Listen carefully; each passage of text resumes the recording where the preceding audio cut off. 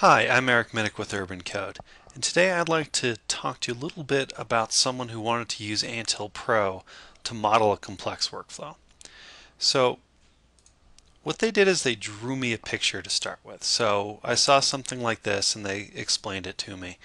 They said, well, we start our workflow and we do some setup work and create a stamp and set up some clients and things like that.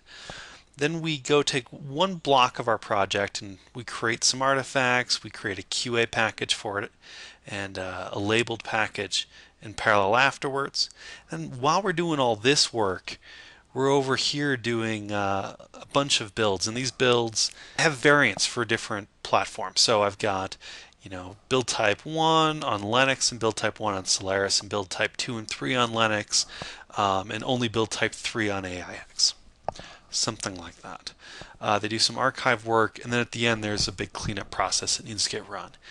And the question they had for me was, how do you do this in AnthillPro? How do you model one of these big complex workflows?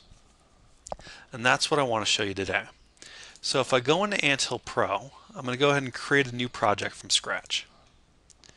So we'll call this complicated workflow. Take some defaults. We don't really care about that. I'm going to put in a little bit of just structure here first by creating an originating workflow. This is where we're going to come back and do most of our work in a couple of minutes. We'll take a whole bunch of defaults and we'll just use the file system repository for now to keep it real simple. Okay. I've got that knocked out. So now let's create some of the stubs for some of these jobs we have. So if we go back to our picture, our first job is this setup job. So we'll create a job called setup.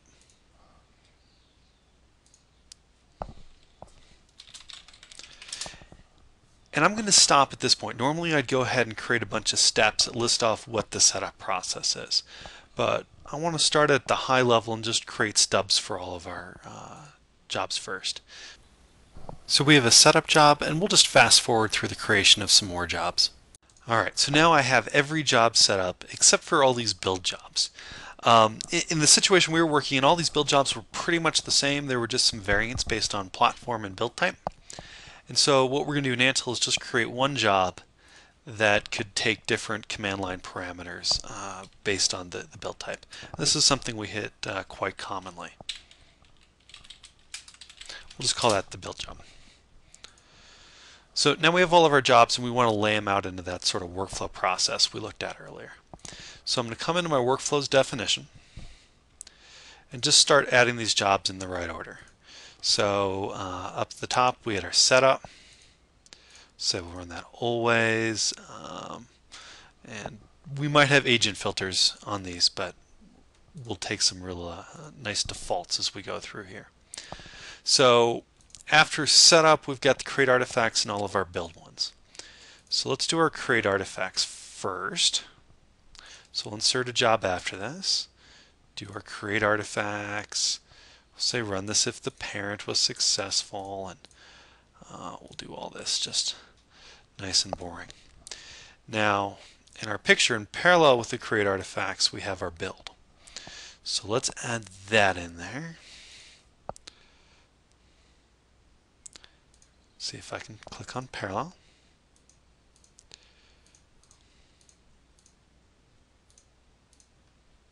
Keep that nice and simple. Now after the create artifacts though, we had the create package and label. Is that right? Yeah, create the QA package. Alright, so we'll go ahead and add these in. You'll probably go a little slower to make sure you choose the right options there. We got the label build.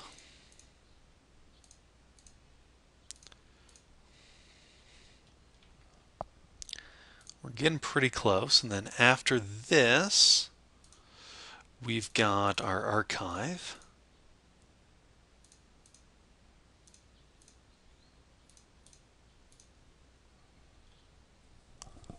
see how the archive works.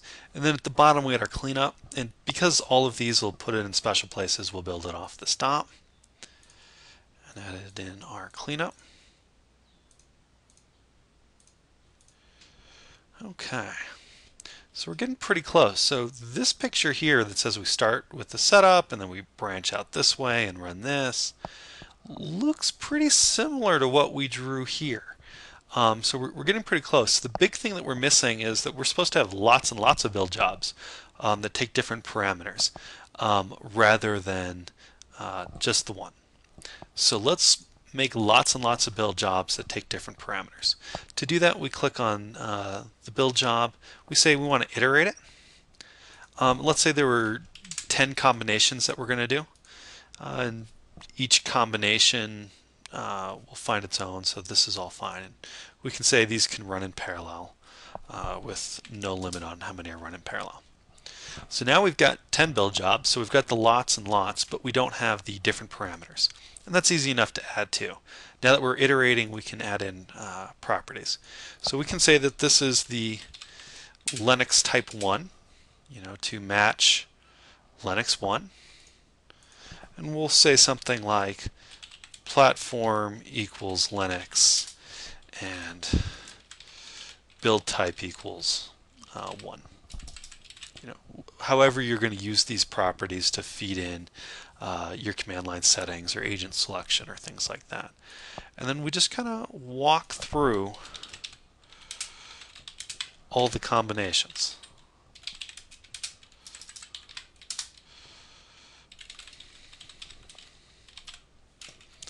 And I'm forgetting myself. There we go. And it's probably not worth it in this particular video to show you how you walk through that, but once you do that, you get all the names here. And so it's easy enough to browse and change. So that's pretty much how we go through that process of setting all the properties and creating a pretty complicated workflow here in just a couple of minutes. Now, as I was to build on this, if I'm going to do this in real life, I'm then going to go job by job, make sure all of these parameters were correct, and then create the actual configuration. I would come into the setup job and create steps like setting a build number, doing the label, creating whatever clients we had. Whatever those steps were that actually are done in the setup job, I'll put them here. And as I go through this, I'll work top to bottom and I'll run it in between so that I can see what's working well and what's not. But that's pretty much the picture. It's all about being able to go from this kind of sketched out drawing to something that's formalized, built into the tool, and run the same way every time in a nice, easy way.